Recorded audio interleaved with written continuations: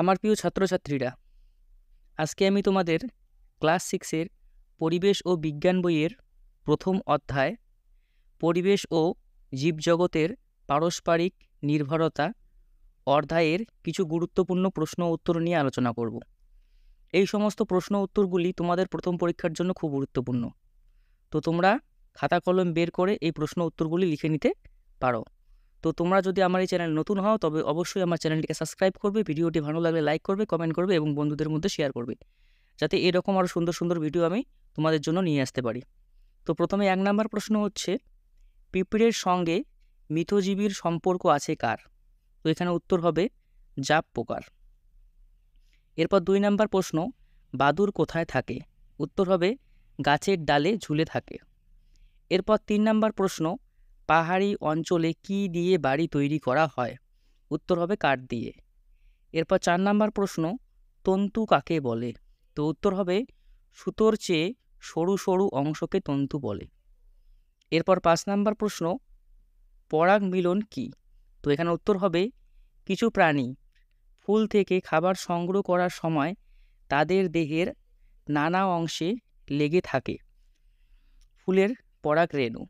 এই প্রাণীরা যখন অন্য কোনো ফুলে গিয়ে বসে তখন পরাগ রেণু ওই ফুলে এসে পড়ে।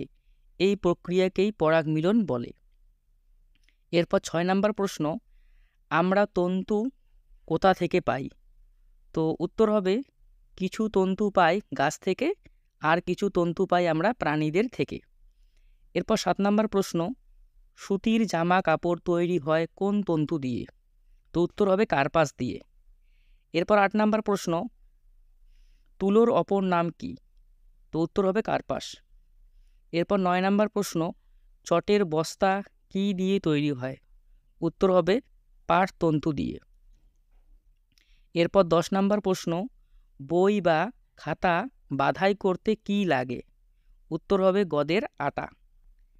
এরপর 11 নম্বর প্রশ্ন, ক্লাউন মাছের সঙ্গে মিথজীবী সম্পর্ক রয়েছে কার? উত্তর হবে সাগর কুসুমের। এরপর 12 নম্বর প্রশ্ন, আমরা রজন পাই কোথা থেকে? উত্তর হবে পাইন ও শাল গাছ থেকে। এরপর 13 নম্বর প্রশ্ন, কাঠের জিনিসপত্র পালিশ করা হয় কি দিয়ে? উত্তর হবে রজন দিয়ে।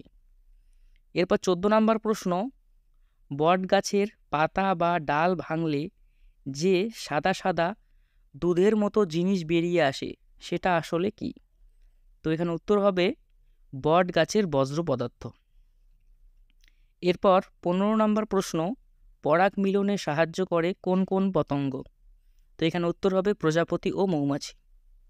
এরপর 16 নম্বর প্রশ্ন, রবার দিয়ে বর্তমান কি তৈরি হয়? তো উত্তর হবে পেন্সিলের দাগ মোছার ইরেজার তৈরি হয়। এরপর 17 নম্বর প্রশ্ন, ম্যালেরিয়ার ওষুধ কি থেকে তৈরি হয়? তো উত্তর হবে কুইনাইন থেকে। এরপর 18 নম্বর প্রশ্ন, আমরা কুইনাইন কোথা থেকে পাই? তো উত্তর হবে সিনকোনা গাছের ছাল থেকে। এরপর 19 নম্বর প্রশ্ন, কুইনাইন কি? তো উত্তর হবে কুইনাইন হলো সিনকোনা গাছের বজ্র পদার্থ। এরপর 20 নম্বর প্রশ্ন, আমরা শ্বাস নেওয়ার সময় কোন গ্যাস গ্রহণ করি ও শ্বাস ছাড়ার সময় কোন গ্যাস ত্যাগ করি? তো এখানে উত্তর হবে আমরা শ্বাস নেওয়ার সময় অক্সিজেন গ্রহণ করি এবং শ্বাস ছাড়ার সময় কার্বন ডাই অক্সাইড ত্যাগ করি। এরপর 21 নম্বর প্রশ্ন, গাছেরা খাবার তৈরির সময় কোন গ্যাস গ্রহণ করে ও কোন গ্যাস ত্যাগ করে? তো এখানে উত্তর হবে গাছেরা খাবার তৈরির সময় কার্বন ডাই অক্সাইড গ্রহণ করে এবং অক্সিজেন ত্যাগ করে। এরপর 22 নম্বর প্রশ্ন, জমিতে কি চাষ করলে আর সার দিতে হয় না? তো উত্তর হবে অ্যাজালা চাষ করলে। এরপর 20 নম্বর প্রশ্ন, অ্যাজালা কি? তো উত্তর হবে এক ধরনের পানা। এরপর 21 নম্বর প্রশ্ন, মিথজীবিতা কি?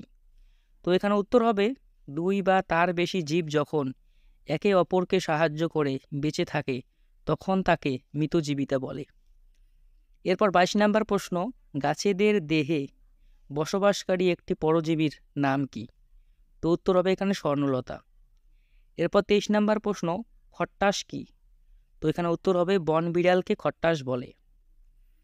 এরপর 24 নম্বর প্রশ্ন, তৃণভোজী প্রাণী কাকে বলে? তো এখানে উত্তর হবে যে সমস্ত প্রাণীরা ঘাস লতাপাতা খেয়ে বেঁচে থাকে তাদের তৃণভোজী প্রাণী বলে। এরপর 25 নম্বর প্রশ্ন, মাংসাশী প্রাণী কাকে বলে?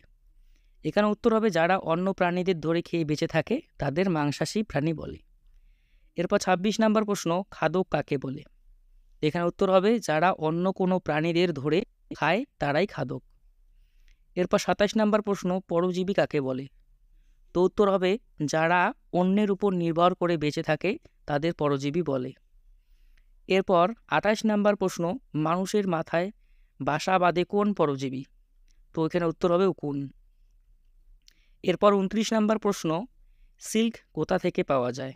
তো উত্তর হবে রেশম মথ থেকে।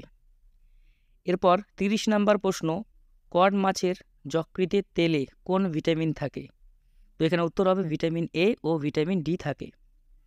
এরপর 31 নম্বর প্রশ্ন, ভিটামিন এ আমাদের কি উপকার করে? তো এখানে উত্তর হবে আমাদের চোখ ভালো রাখতে সাহায্য করে। এরপর 32 নম্বর প্রশ্ন, ঝাড়ুদার পাখি কাকে বলে? তো উত্তর হবে এখানে কাককে। এরপর 33 নম্বর প্রশ্ন, দুটি পরিবহনের নাম লিখি। তো উত্তর হবে বাস, সাইকেল, রিক্সা, গরুর গাড়ি। এরপর 34 নম্বর প্রশ্ন, দইয়ে কোন অ্যাসিড থাকে? তো এখানে উত্তর হবে ল্যাকটিক। এরপর 35 নম্বর প্রশ্ন, দুধ থেকে দই তৈরি হয় কোন ব্যাকটেরিয়ার জন্য? তো এখানে উত্তর হবে ল্যাক্টোবেসিলাস এর জন্য। এরপর 36 নম্বর প্রশ্ন, একটি এককুশি ছত্রাকের নাম কি? তো এখানে উত্তর হবে ইস্ট। এরপর 37 নম্বর প্রশ্ন, একটি উপকারী ব্যাকটেরিয়ার হলো কি? তো এখানে উত্তর হবে সেপ্টোমাইসিস।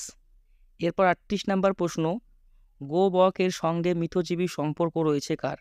তো এখানে উত্তর হবে গরুর। এরপর 39 নম্বর প্রশ্ন, জমিতে অ্যাজোলা চাষ করা ভালো কেন? তো এখানে উত্তর হবে কারণ এদের পাতার মধ্যে এক ধরনের ব্যাকটেরিয়া আছে যারা বাতাসের নাইট্রোজেনকে বেঁধে রাখে। কারণ সারের জন্য নাইট্রোজেন লাগে, তাই জমিতে অ্যাজোলা চাষ করলে নাইট্রোজেনের পরিমাণ বেড়ে যায়। এরপর 40 নম্বর প্রশ্ন, এক জায়গা থেকে অন্য জায়গায় কিভাবে বীজ ছড়িয়ে পড়ে?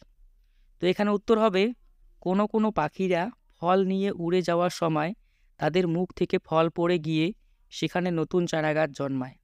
আবার কিছু কিছু প্রাণী অন্যভাবে বীজ ছড়িয়ে দেয়, যেমন বাদুড় ফল খাওয়ায় কিন্তু ফলের বীজগুলো হজম করতে পারে না, ফলে তাদের বীজগুলো মলের সঙ্গে বেরিয়ে আসে। এই বীজগুলো দূরে দূরে নানান জায়গায় ছড়িয়ে পড়ে, এইভাবেই নতুন চারাগাছ জন্মায়। তো আমার প্রিয় ছাত্রছাত্রীরা, এই ছিল আজকের কিছু গুরুত্বপূর্ণ প্রশ্ন ও উত্তর। তো তোমাদের যদি আরও এইরকম সুন্দর সুন্দর ভিডিও চাই তো অবশ্যই আমার চ্যানেলটিকে সাবস্ক্রাইব করে রাখবে।